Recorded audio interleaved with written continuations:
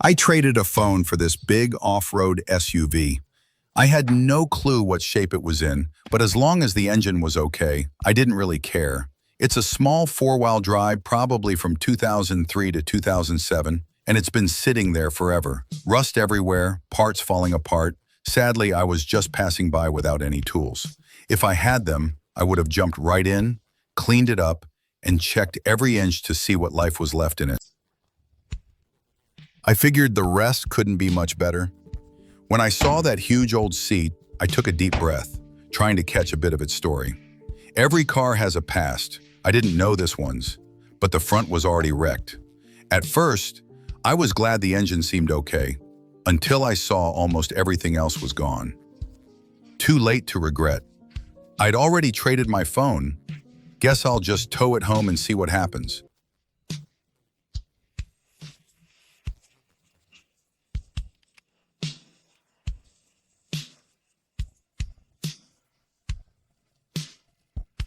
The owner told me it was a race off-roader. During a race, it took on water and the engine stalled. After that, they just left it here, forgotten. Hard to believe this used to be a race car, but in my hands, maybe it can come back to life. So when I got home, I didn't rest. I started cleaning it right away to see just how bad it really was. The owner told me it was a race off-roader. During a race, it took on water and the engine stalled. After that, they just left it here, forgotten. Hard to believe this used to be a race car, but in my hands, maybe it can come back to life. So when I got home, I didn't rest. I started cleaning it right away to see just how bad it really was.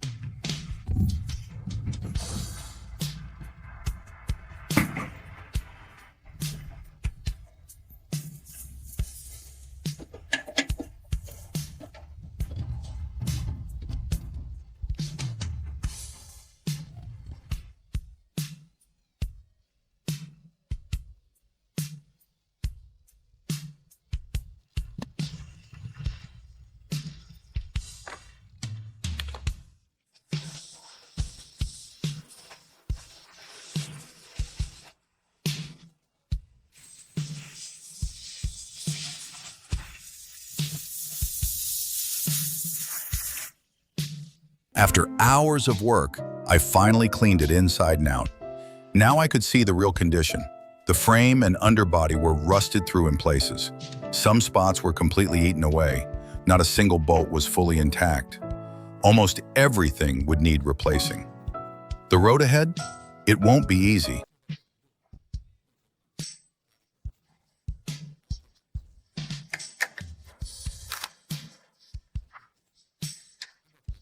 Everything was so fragile, it would crumble at a touch.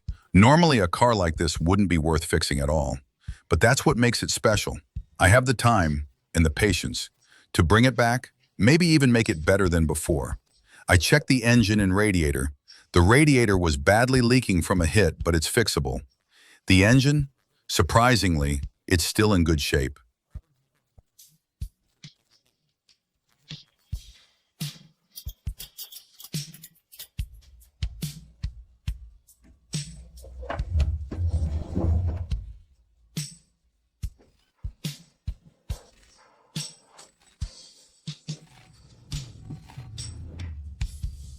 So I hooked up the power and tried to fire it up. With an old car like this, it's like opening a mystery box. You never know what you'll get. You never know what surprise you'll get. This car had been sitting outside so long that the wiring was shot and the starter didn't have enough power to crank it. I fixed up the wires, and after a few tries, it finally roared to life.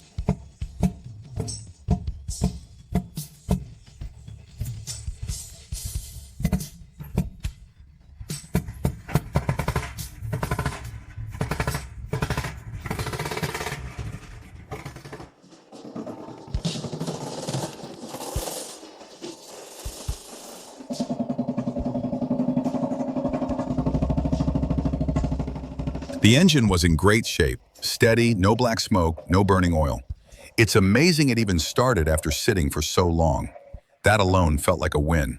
Sure, it didn't have an exhaust, so it sounded like a tractor, but that didn't shake my determination to rebuild it. I started getting it ready for the next steps in the teardown.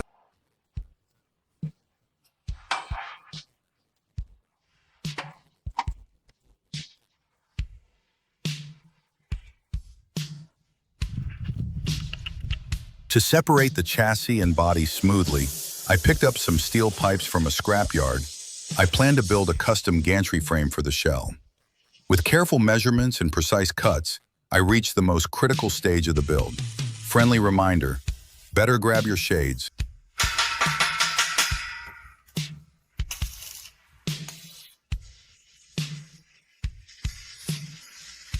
After some hard work, the gantry was finally done. It actually looked pretty solid. I just hoped it would hold the body without tipping over. This pure off-road racer was ready for a new chapter, built my way. I spent a whole day cleaning it up and even got it to start. But after sitting for so long, there was still a lot left to tackle. The damage inside and out was serious.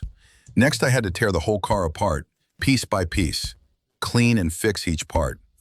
I started by disconnecting all the wiring, then removing every single bolt holding the body to the frame. Once separated, I'd pull out the engine and transmission. It's a tough, exhausting process. But to see this car roar back to life, totally worth it.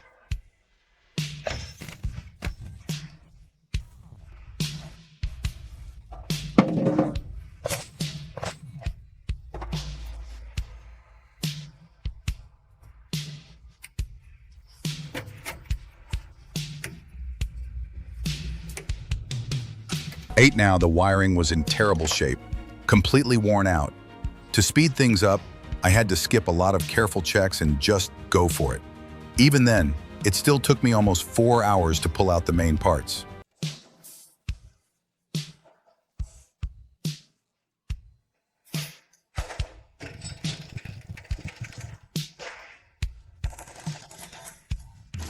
With some new tools, the work went a lot smoother. But with an old car like this, there are always surprises. Some bolts were so rusted, they wouldn't budge at all. In those cases, there's only one option: cut them out.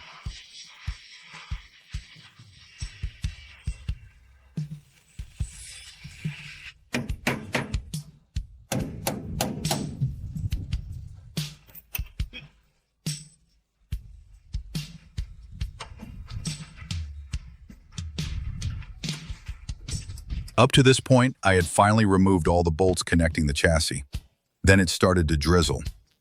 Maybe this guy thought I was too slow, so I picked up the pace.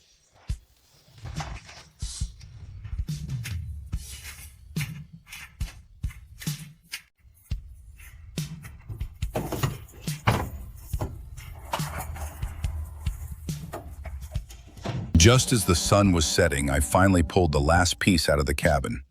That meant the body could finally come off. In that moment, I just hoped the gantry would hold and not collapse. After a careful check, the body and frame of this little 4D die were finally separated. And that's where today's teardown ended. With the teardown halfway done, it was time to wash everything off and move it inside. I rolled the chassis in. The powertrain still looked pretty solid. The engine had already fired up before, so no big issues there.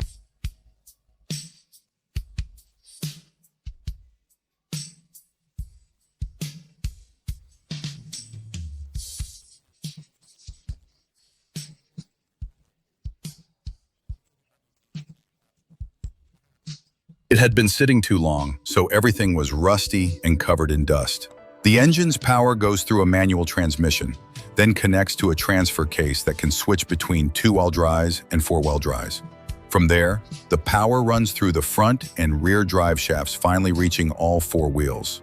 That's the basic power flow. Honestly, the engine felt pretty strong, and I could tell the previous owner really cared about it. The owner had even upgraded the shocks, adding 4 extra dampers. The chassis was also coated with protective armor. But after all these years, some spots had rusted through. There's still a lot of work ahead. All right, time to start tearing it down.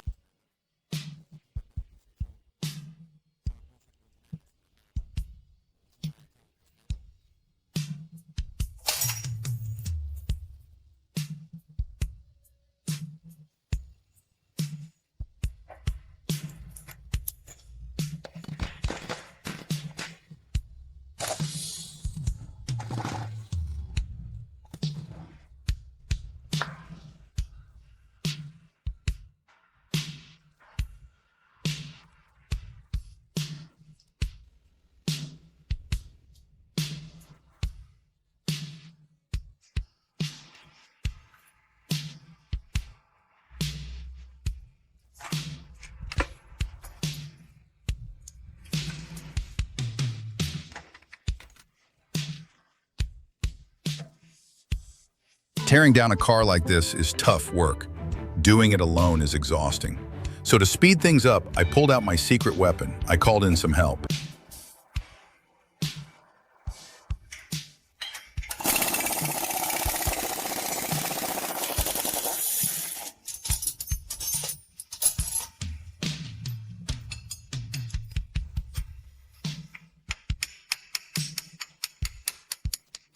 With my buddy helping, the pace picked up fast. He worked hard, without complaining, but I still need to improve my skills so he can stick around longer next time. Once all the bolts and lines connecting the engine and transmission were out, I used my custom gantry to lift them off the frame. I have to say, I'm really happy with this gantry. It's strong, compact, and super easy to use. The only thing missing? I didn't paint it completely. Sadly, once this car is finished, the gantry's mission will be over, and I'll have to take it apart.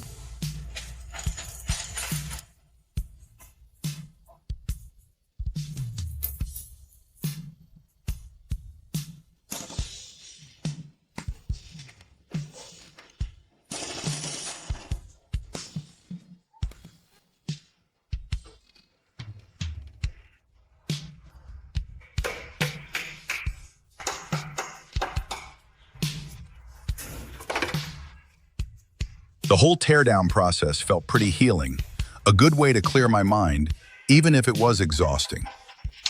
After 2 days of hammering and prying, I ended up with this pile of parts. Honestly, the chassis wasn't as bad as I thought, just a bit more rust than I expected. Next up, grinding and restoring each piece, one by one.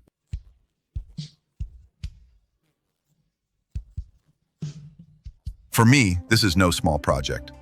All right, time to clean up and grab some food. That's it for today. Hopefully no rain tomorrow. After a few days of tearing it down, this is what I ended up with. Plenty to keep me busy now.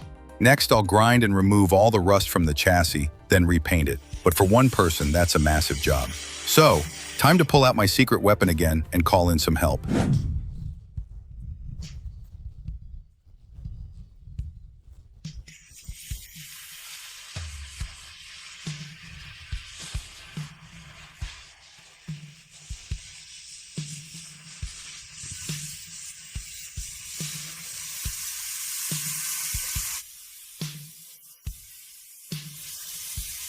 My little helper worked tirelessly, an essential buddy on this rebuild journey.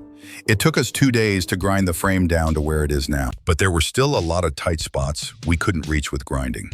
For areas like these, I decided to build my own sandblaster. The truck radiator I picked up from the scrapyard finally came in handy. I also grabbed a couple of small wheels from a car wash so the sandblaster can move around easily. Prep work is all done, ready to go.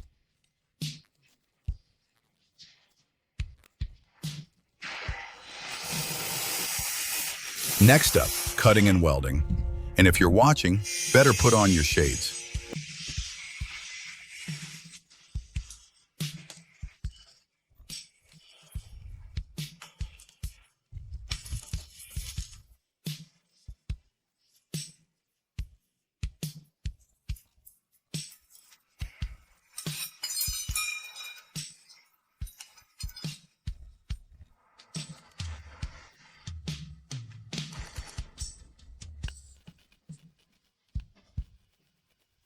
After finishing the last weld, I painted the sandblaster my favorite yellow. Then all that was left was hooking up the valves and pipes, the final step.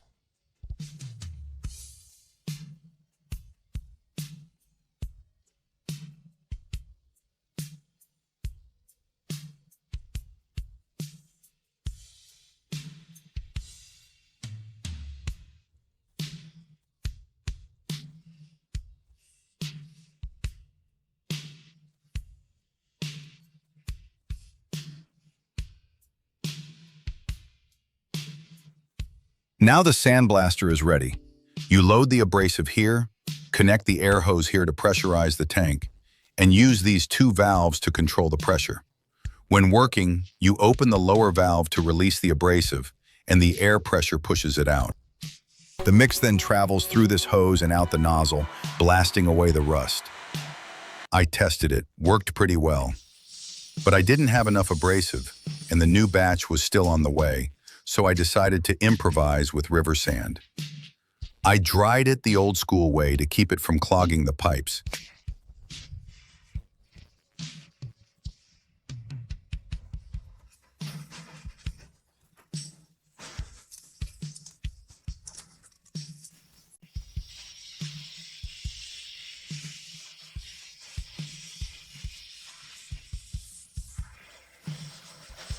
Finally, I finished blasting the entire frame.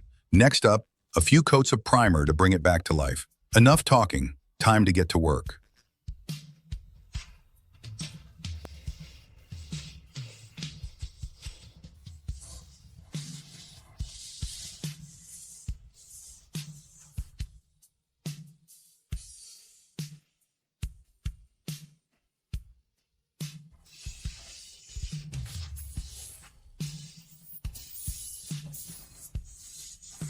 After working so long the air compressor broke down, I had to stop and check it out, just hoping the capacitor wasn't fried. Spare parts aren't easy to find right now. Turns out it was just the motor switch. Basically, it works like a circuit breaker in your house. Because I'd worked it so hard, the switch burned out, so I had to remove it and rig a temporary wire just to keep the machine running. I still had to finish painting.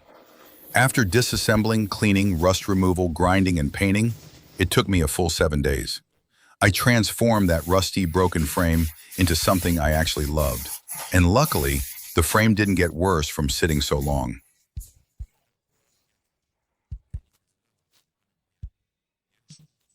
The frame wasn't too far gone to save, which was a relief. It wasn't perfect, but I gave it everything I had. I happily tore it all apart, spent hours rust-proofing and painting, and started restoring each piece one by one. I'm doing it and loving every minute of it. I just didn't expect it to take this long. At first, I only planned to pull the front and rear axles, clean them up, and repaint.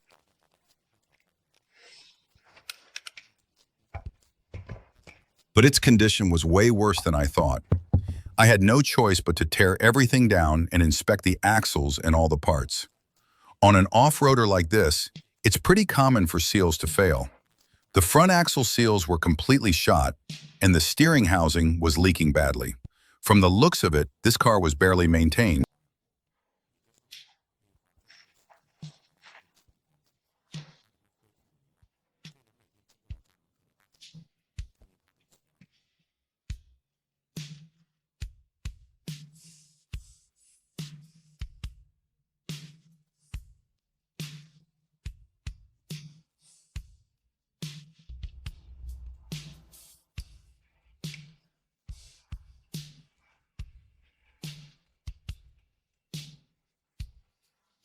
When I pulled out the other axle shaft, I had to stop for a moment. I just couldn't figure out what this front axle had been through. I couldn't imagine what kind of punishment this front axle had been through to end up like this. In my head, I pictured it just rolling endlessly in the mud. Inside, the gooey mix looked like some weird dessert. Old grease and gear oil blended with mud and water, and it had clearly been there for ages. Following my fix it if possible rule, I didn't throw it out. After tackling one side, I knew what to expect from the other. It was worn, but still usable. The whole front axle definitely needed a deep clean. That's where all the leaks and water buildup came from. A few of the axle seals were completely shot. I'll replace them with new ones later. Next up, cleaning and grinding.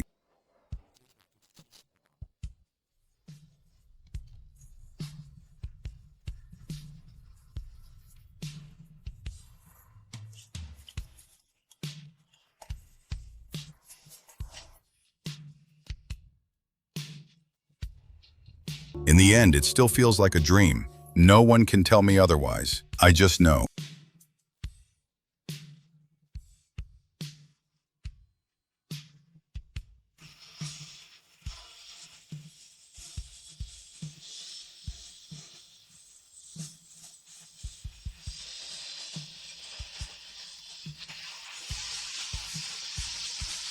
After all the cleaning and grinding, I finally got everything to a point where it's ready to show.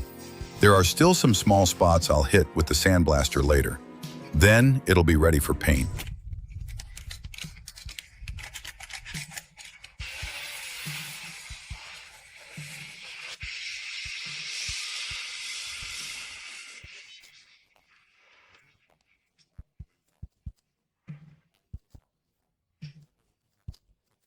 As for the rear axle, I'm guessing it's in about the same shape as the front.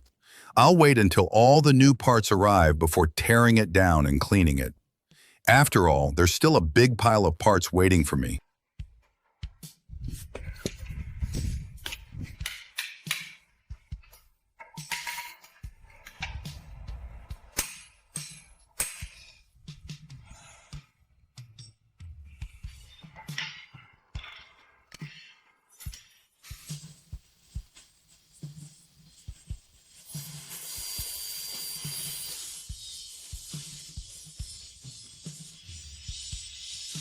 I'm not a professional mechanic, but I've always loved machines. I love bikes, cars, and seeing old things slowly change in my hands, coming back to life. That gives me a huge sense of accomplishment. I'm happy to spend the time turning something broken and neglected into something clean and full of new energy. Now I'm just waiting for the parts to arrive so I can put everything back together and repaint it. Even though it's exhausting, I really enjoy the process. Finally, the new parts showed up after a few days. I asked my dog if he thought this year would be a good one for all my viewers. He happily wagged his tail and said yes. Chat over. Time to get back to work.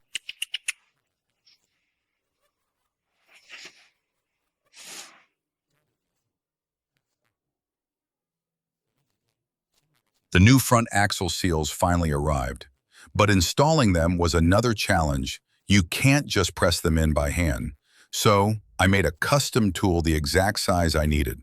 With that, a couple of taps and they went right in. Once the seal is in this deep, no more oil leaks.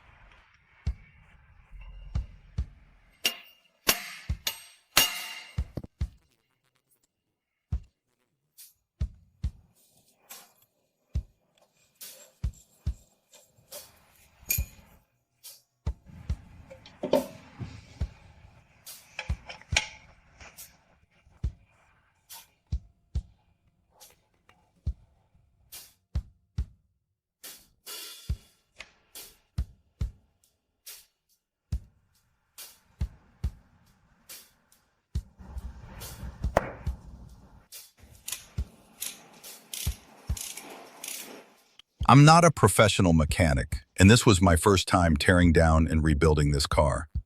So I definitely made some mistakes along the way. For example, the front axle knuckle seals, there weren't any installed before, so I kept taking them apart and putting them back, trying to figure it out. After digging through forums at an old mechanic's shop, I finally figured out the correct order.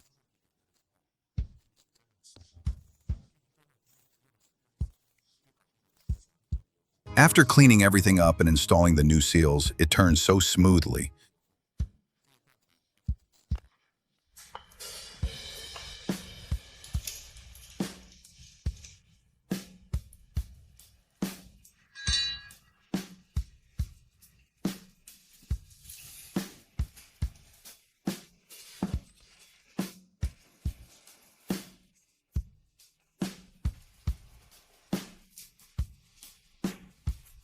The front axle was finally done.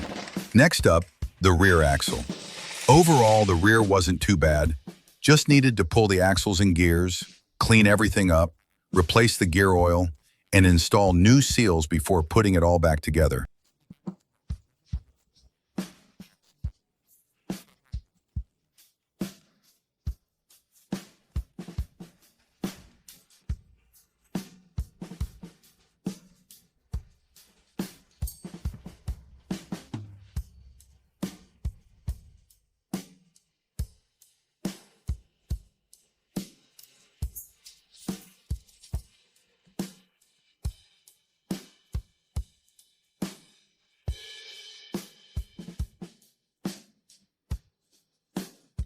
After all that work, the front and rear axles were finally done. Next up, tearing down the brake calipers for a quick clean. Later on, I'll sandblast and de-rust the calipers. One viewer commented, "A car has a soul. Treat it well, and it will treat you well too." That really stuck with me. He's definitely a true car lover. I found this car by chance. It had been sitting for 2 years. I didn't want it to waste away, so I brought it back and did everything I could to give it a new life. I'm happy to do what I love.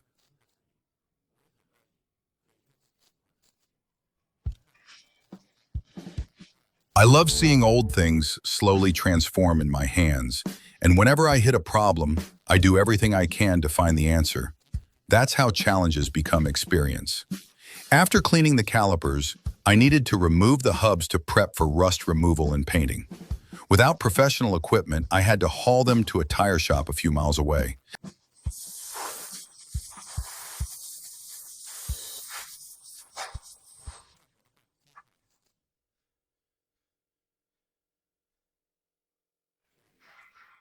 Even though it's a bit messy here, I can do so many things I love. I love bikes, so I turned an old classic into something new. I love off-roading, so I traded a phone for this old off-road truck, tore it all apart, and cleaned and de-rusted each piece. But those tight corners are impossible to reach by hand, and using my homemade sandblaster eats up too much abrasive. So I decided to build a recirculating sandblasting cabinet that can reuse abrasive and do a thorough clean. While designing it, I knew it had to be big enough. Big parts, even a car engine, should fit inside. It also had to be strong, so I chose 4x6 steel tubing. Once the plan was set, it was time to start cutting and welding.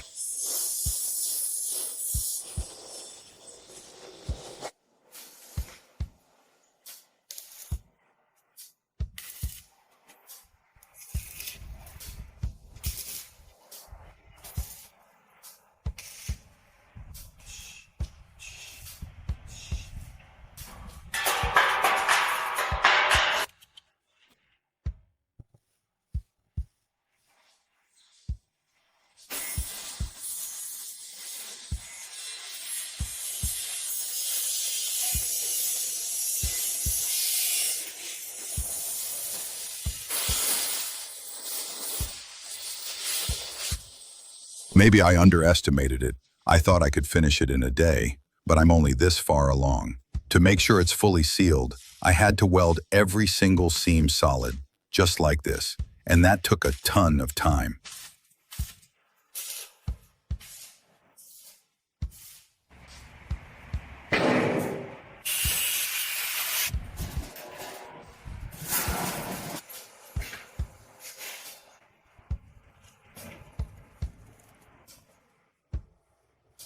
The old rear window from a truck finally came in handy. I used it as a viewing window for the sandblasting cabinet. Once installed, it looked perfect. The visibility was amazing.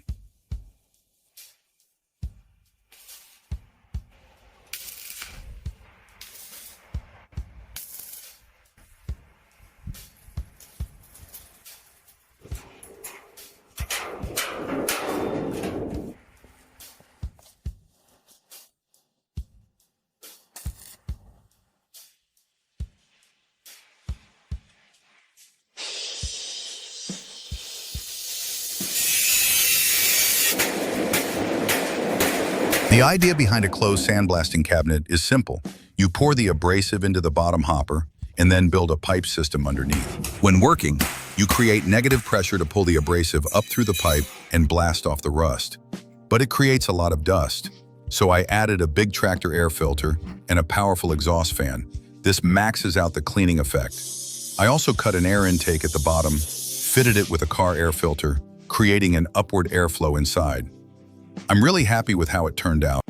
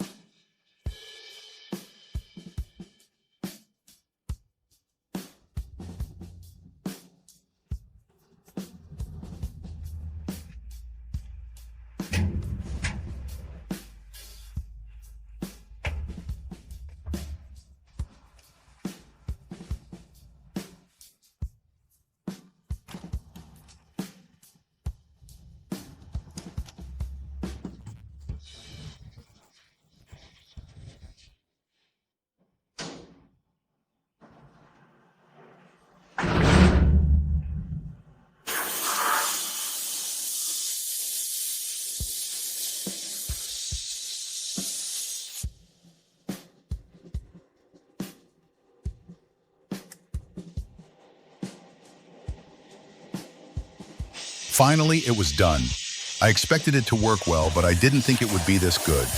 One brake caliper took less than 2 minutes to transform completely. Now I've got a powerful new helper for all my future builds. Next, I'll finish up the other parts. Tomorrow, they'll be ready for paint and reassembly. From this, to this, and finally to this. It took me a whole month. After cleaning and derusting, all the chassis parts are finally done. Now it's time to protect them from rust and paint them up.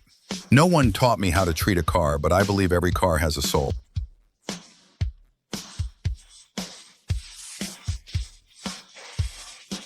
Underneath that refined look, there's still a strong fighting spirit. So I added some colorful touches to the chassis, subtle but bold, ordinary yet full of personality. It feels exactly how I imagined. Tears mixed with passion, perfectly matching its off-road soul. The peach blossoms are blooming, the chassis parts are all set out, and the weather is perfect, sunny with a gentle breeze.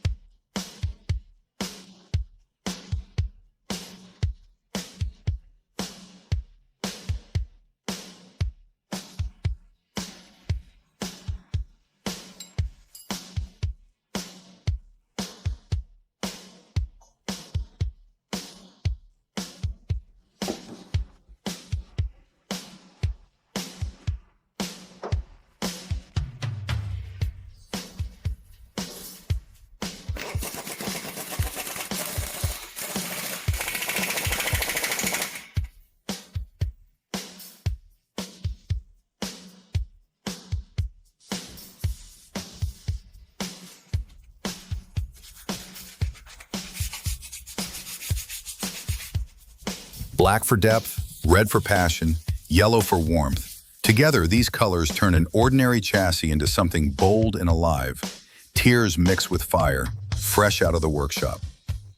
Just like I said, it looks refined and elegant on the outside, but has a wild, fighting spirit underneath. That's exactly what I wanted, and it perfectly matches this off-road beast's style. What do you think? I traded a phone for this former race off-roader, then spent over a month tearing it completely apart, cleaning and restoring each piece, one by one, all while dealing with daily back pain. Finally, the chassis is fully assembled, and today I feel amazing.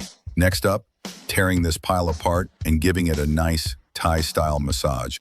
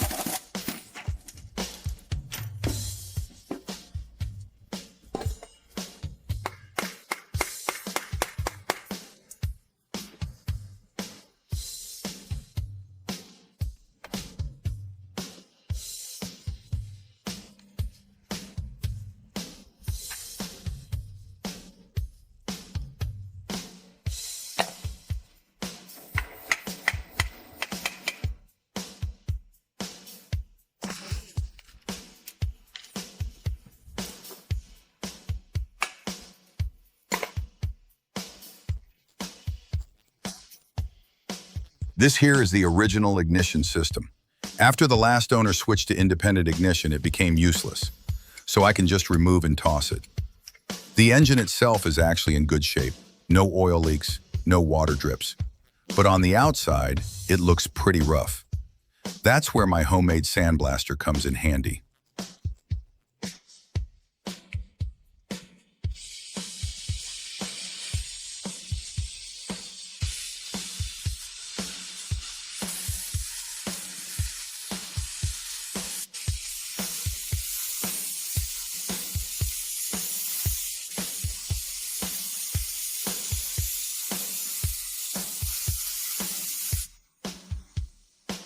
The big parts were done, and they turned out amazing after painting. Even the small parts needed careful attention. My homemade recirculating sandblasting cabinet came in handy for those too.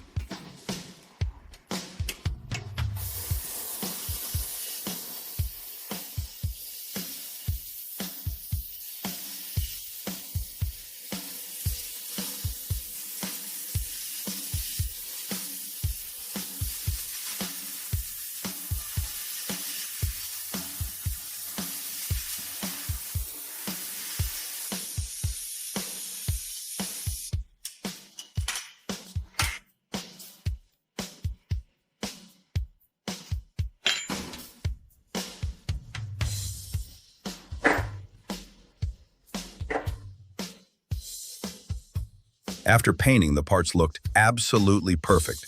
Then I added a high-temp coat and touched up some colors nearby. The whole vibe just came alive. Now all that's left is putting everything back together, and it'll be complete.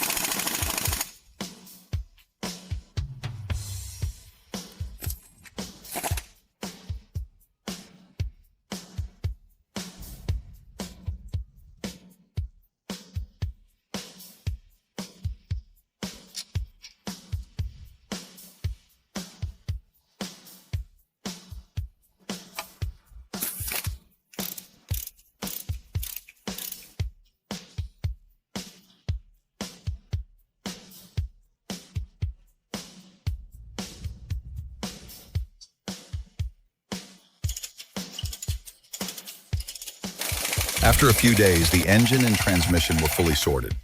The whole restoration is now more than halfway done, slowly taking shape, just as I imagined. Doing all this alone is exhausting, but seeing progress every day makes it all worth it.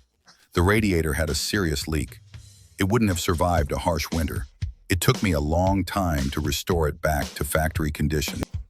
The last piece of the chassis puzzle finally came together. I replaced what needed replacing, fixed what needed fixing. I even took some time to flush and clean all the oil and water lines. Now they look brand new too. Next up, it's time to tackle this guy.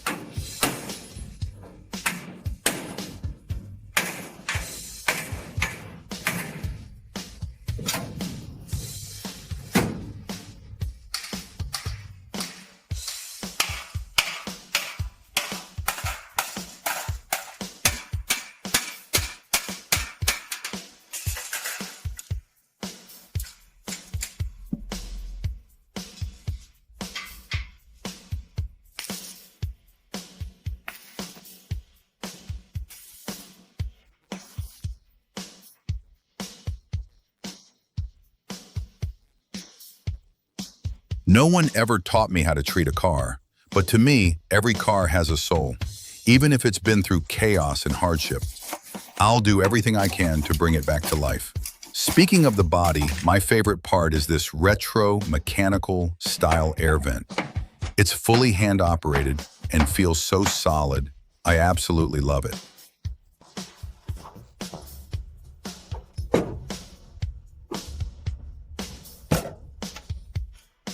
So many spots were rusted all the way through. Raising fish in there? Yeah, not happening.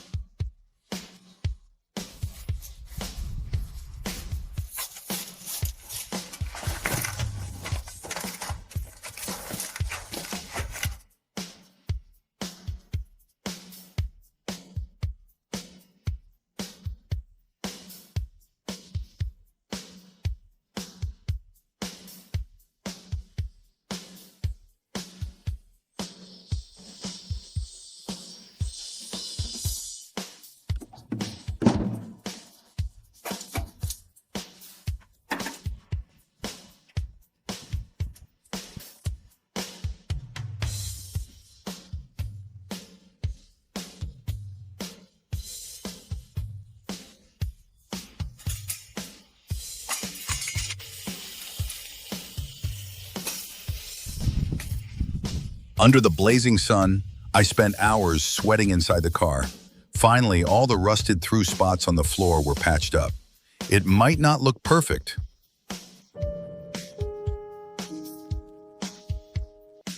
but it's strong.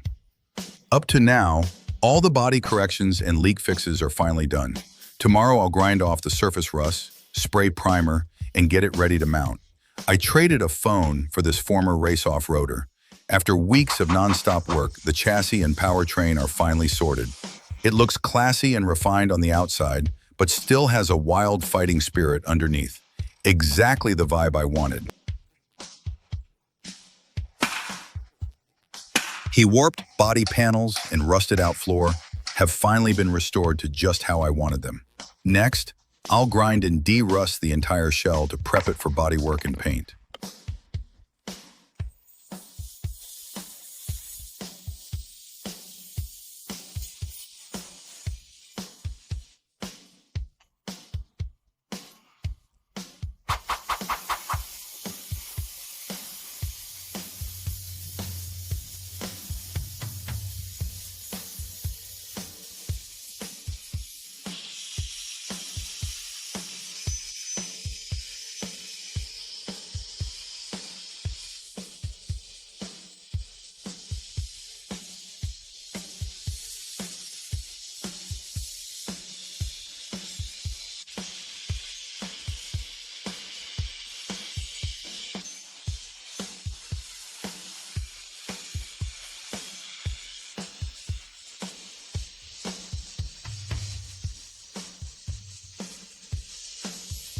You eat a meal one bite at a time, and you fix a car one step at a time.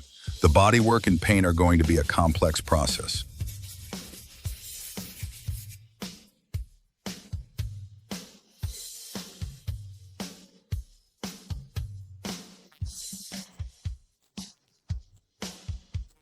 Straightening and cleaning are a must, and you can't skip derusting either. Prepping the chassis is the most critical part. It has to be fully washed, all the rust cleared, and then coated with underbody armor. Do every step right.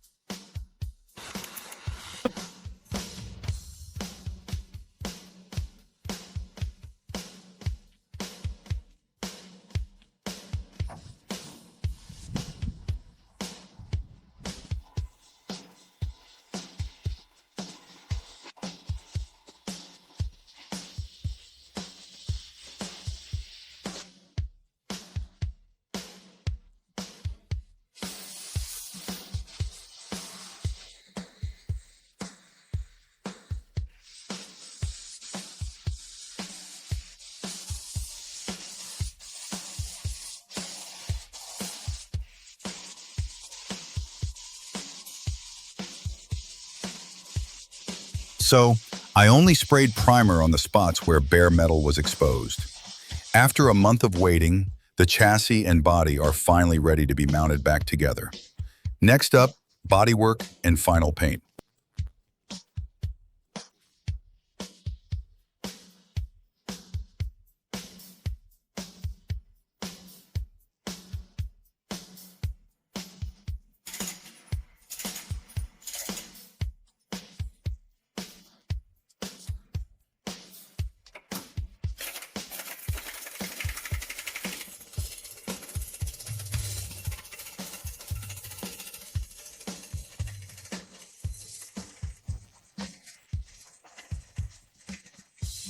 With that, the full restoration is nearly complete. It's slowly shaping into what I envisioned, but this still isn't its final form. Like mountains with their winds and the sea with its depth, I want this car to have a unique soul, to be more interesting and full of life. For that, I'll need to keep pushing and give it my all.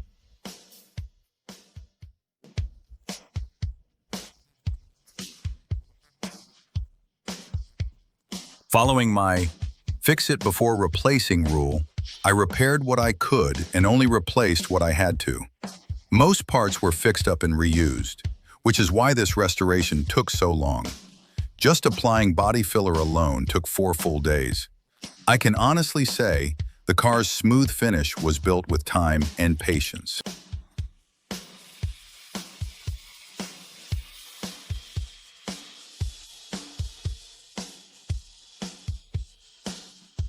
Once the body was smoothed out, I had a pro paint mixer create a rare, full body color, cement gray green. I added black accents on the connecting parts, hoping to make it stand out while still honoring its classic roots. Under the sun, it shines brilliantly. In the shadows, it still holds a strong, proud stance. Next up, sandblasting the frame and all the remaining parts. Luckily, I had built my own sandblaster. It made derusting way faster than before.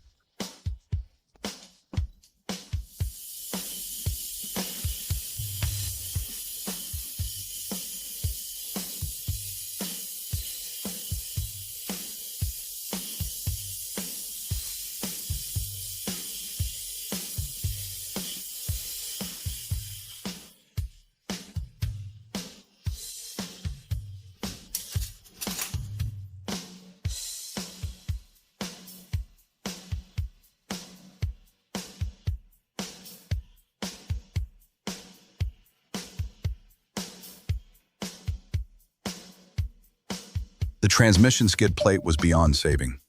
I searched everywhere but couldn't find a replacement. So, I had no choice but to make one myself.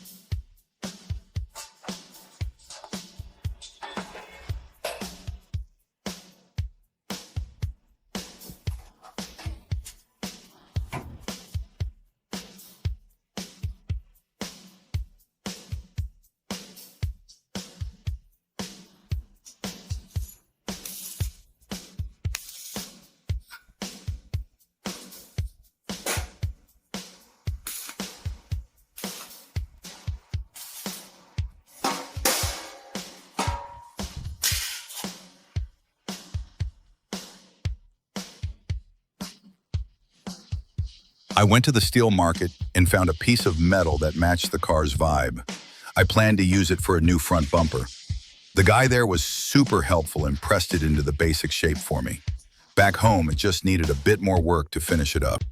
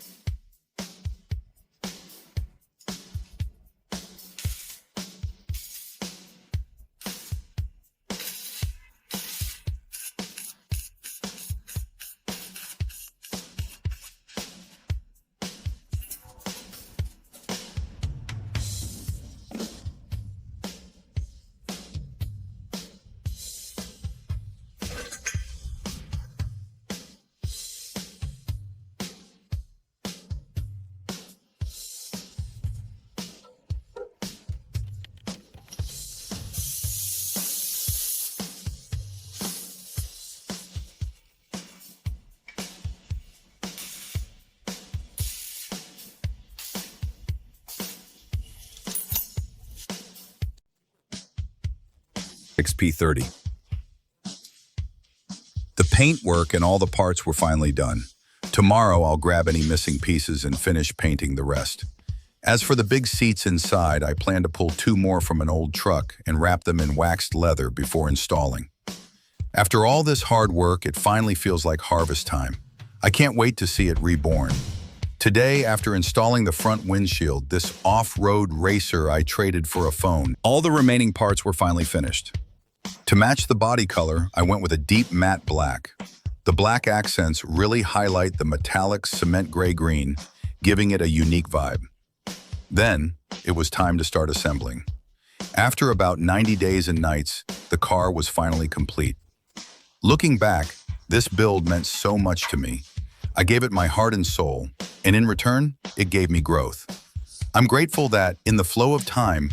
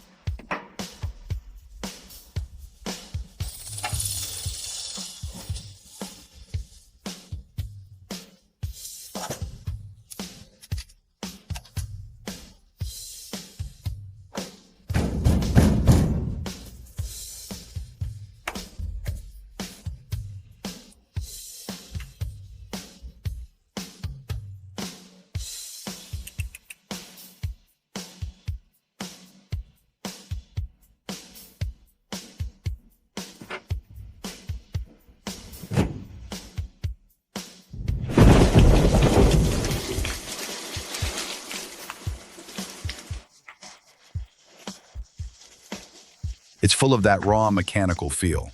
That's why so many people say it's the perfect car for custom builds. It's simple enough to work on. Maybe that's exactly why so many people love playing with it.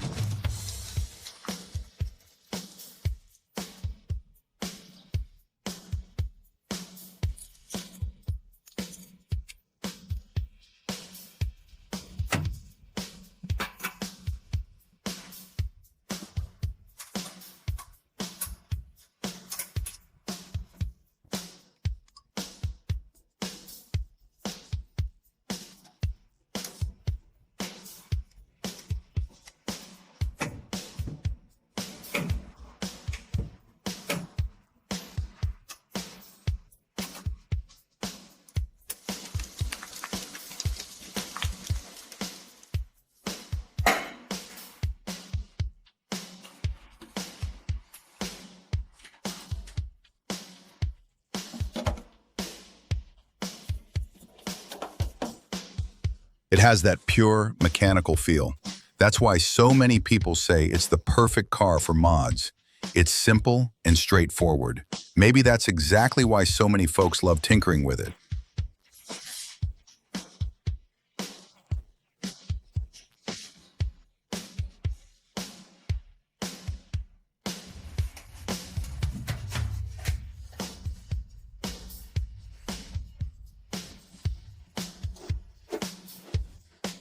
The old truck seats didn't work anymore, so I picked up a new set.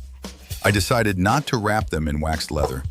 They felt more raw and upright this way, which suited the car better. But when I went to install them, I realized the mounting angles didn't match at all.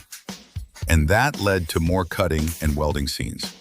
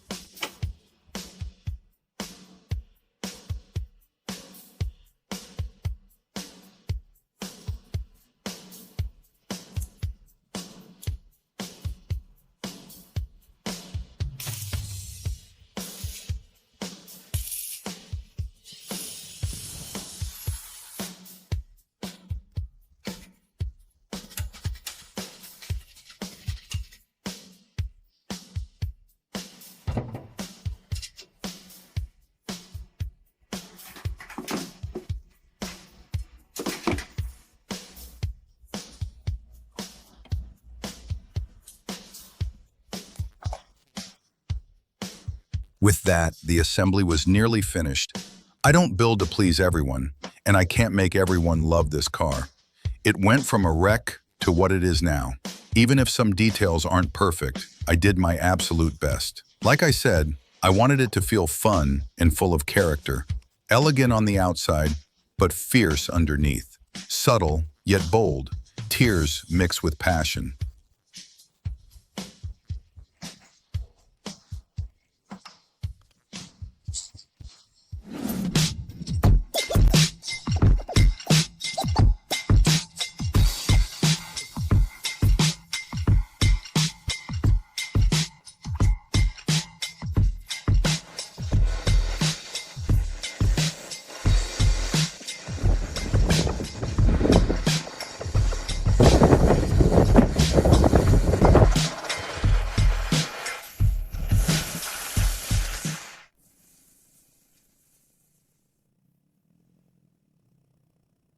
And with that, the off-road racer build comes to a close, for now. Lately, there haven't been many sunny days. Once the weather clears up, maybe I'll shoot an off-road video. After all, this convertible can't handle rain. If you've made it this far, you're definitely a true fan. Thank you to everyone who's been waiting for updates. Really, thank you. Life is short. Maybe I'll clean up my little workshop next. Maybe I'll fix up that small motorcycle I brought back from my hometown. These are just little hobbies of mine, but I still hope to keep things more professional. No matter what, the road ahead is long, and I'll keep taking it one step at a time.